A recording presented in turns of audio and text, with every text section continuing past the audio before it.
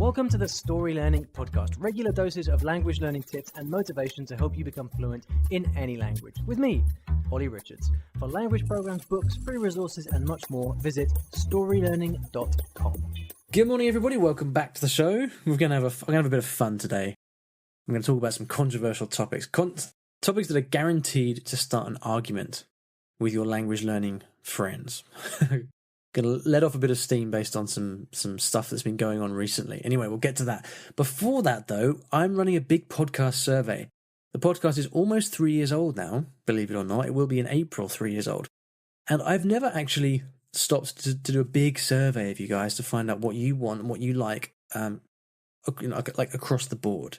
I want to know how often should I publish episodes? How long should they be? Should they be more structured? Should I ramble less? Should I get more guests on? Should I have transcripts?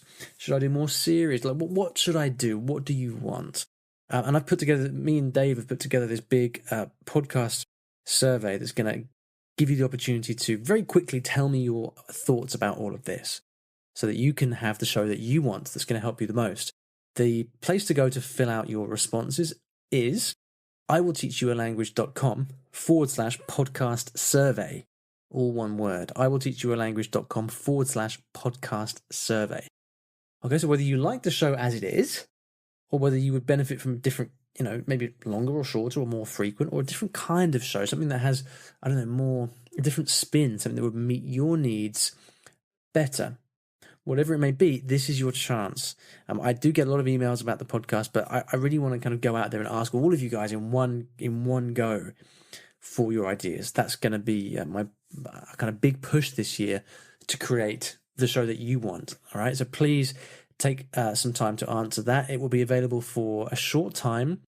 Okay, so ideally you should pause the podcast now and go and fill out the survey. It will take no more than 5 minutes, probably much less than that. And again, the place to go for that is iwillteachyoualanguage.com/podcast survey. So thank you very much in advance for doing that. All right, then today I want to go through 9 topics that are guaranteed to start an argument about language learning. This was prompted recently because I uploaded a video about immersion. I did it on a podcast as well, but I think, something about YouTube tends to bring out the worst in people. And people, so here's the thing. I made this video about immersion. And it's a slightly provocative title in the sense that I said why immersion isn't a great language learning strategy. Now, I'll be the first to admit that sometimes like podcast titles or YouTube video titles or whatever are a little bit provocative. But let's be honest, they have to be slightly provocative, otherwise nobody clicks on it and reads them. If I released a video entitled Thoughts on the Relative Benefits of Immersion in Specific Contexts depending on who you are, where you are, what language you're learning, and your language learning background and analysis, nobody's going to read it. So you have to have slightly blasé headlines, right? But unfortunately, what I've noticed happens is exactly the same thing that's happening in political debates in general at the moment in this age we live in, fueled by poor use of social media, which is that people just tend to respond in a kind of knee-jerk fashion to the title of the thing that they are looking at. They don't bother to actually read it in detail. They don't consider the arguments or the definitions or the discussion that's actually gone on. People they share things that they believe that they like, and they leave negative comments on stuff that they don't like based on the title. They don't actually read the content. And this is a bit of a problem because, as I said in the comment to this video, I can't, to a certain extent, especially when you're talking about language learning, everything is based on generalizations. The science doesn't tell us very much in language learning. It really doesn't. There's not much out there because it's very difficult to measure learning. You can first encounter a new word today, but it might not be for 6 months until you actually really know how to use it or really learn it. In linguistics, this is a debate between input and intake. What's the difference between input and intake? You can look that up on Wikipedia if you want. But the point is, when I'm talking about language learning, I can't sort of sit there and give caveats along with everything that I say. And so what I tend to do, my modus operandi, is to really take advantage of my privileged position, which is this. Like, I get to interact with language learners more than I think most people out there in the world. Teachers obviously have, language teachers have interaction with a small number of students. Researchers have access to large number of groups for the duration of their studies. But like me, for years now, I have conversations about language learning. I do it on my blog, I do it on the podcast, I do it on Facebook, on Twitter. I get lots of emails from people, and I conduct a lot of surveys. I have lots of students. All of this gives me a perspective, a real kind of global perspective on what issues people struggle with in general with language learning. So when I create content, what I try and do is speak to issues around language learning that I see causing people anxiety or trouble. So to take immersion, for example, the thing about immersion is that it's kind of touted as this thing which is obviously good. If you can immerse yourself in the language, i.e. ship yourself off to the country and just surround yourself by native speakers, or else, do that at home, it's obviously a good thing, because as kids we learn through immersion, right? And therefore immersion is a good thing. That was my my attempt at sarcasm. That's not at all the case. But so this kind of perception, this perceived wisdom that immersion is a good thing, what happens then is that people think that they should be immersing themselves, and they go to all these different lengths to get immersion, and then they discover that actually it's not as straightforward as you think. How do you learn in an immersion environment if you're just watching TV that's far too difficult for you, for example? And so, of course, the reality is that the immersion as a language learning tool is an incredibly nuanced debate. It depends on so many things.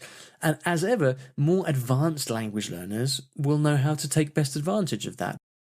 Usually, when you're discussing language learning, all bets are off for more advanced learners. People with experience who know how to learn languages, they can make anything work.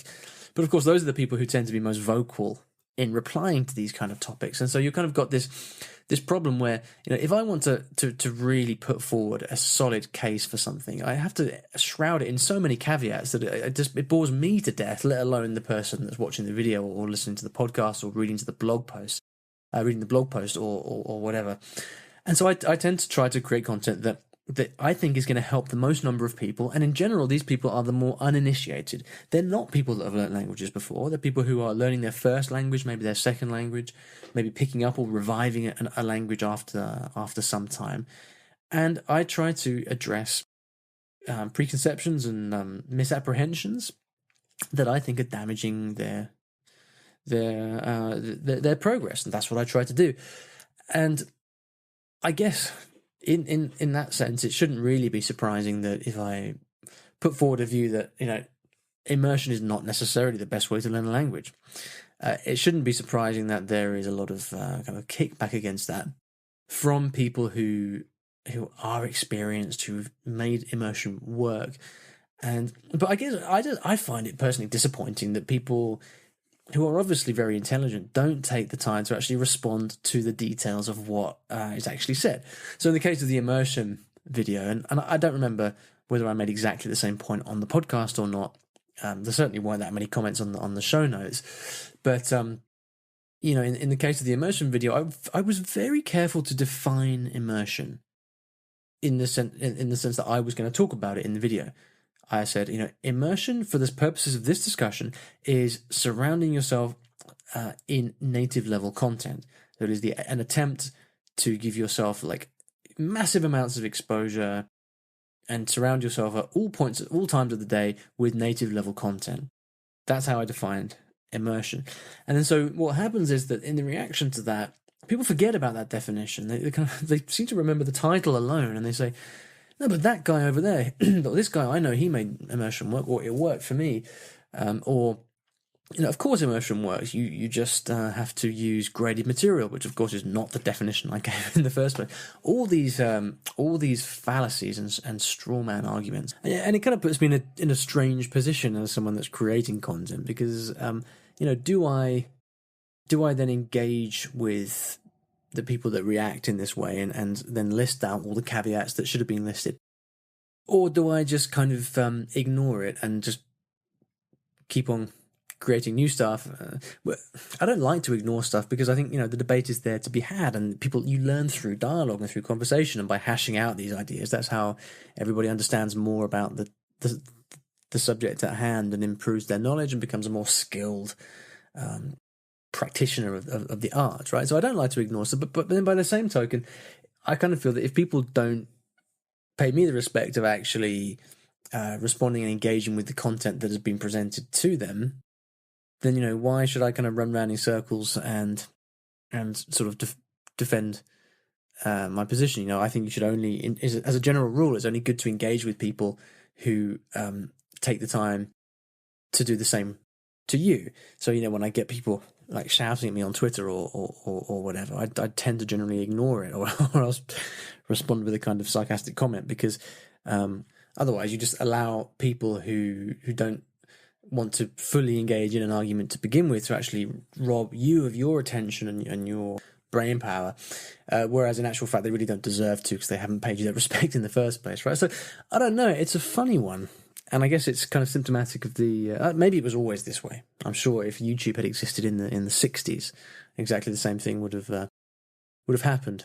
But yeah, there we go. I think it's an interesting topic. Maybe you can tweet me and let me know, since Twitter is obviously where these kind of arguments are seem to be most at home. You can find me on Twitter.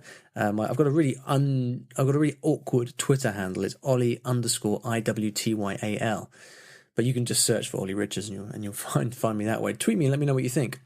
Don't go to the show notes right now, because I am just upgrading my website and redesigning it, and I don't know whether we'll be able to put the show notes page up by the time that this is live. But, well, you can try it. If the show notes are live, it will be at iwillteachyoualanguage.com/episode 239. But if they're not there, don't panic. They will be later. It's just that we're kind of transferring content from the old website to the new website. So we're trying to not put new stuff up at the moment, because it will get deleted afterwards, if you see what I mean. So there we go. I've just realised that we've kind of got to the 13-minute mark, and I haven't even started talking about the 9 ways to start an argument. So I'm going to leave it to the next episode. How about that for a cliffhanger? I'll see you then. Thanks for listening to today's episode, and in case you didn't already know, I teach languages in a rather unusual way, through stories. Now, stories are a great way to learn a new language, because when you're engrossed in a story, you remember things more easily, and the mechanics of the language just start clicking inside your brain. It's quite something, and if you'd like to find out how you can learn a new language or improve your skills in a language that you already know, and do it with the power of stories, then you should check out my free Story Learning Kit, which will teach you exactly how this method works and how you can use it yourself to learn a new language. Visit storylearning.com/podkit, that's PODKIT, to get free access. Inside, you'll find explanatory videos, masterclasses, worksheets, short stories to practice with, and much, much more. Once again, that is storylearning.com/podkit, PODKIT. And if you're lucky, you might also find a link in the podcast description or show notes of this episode.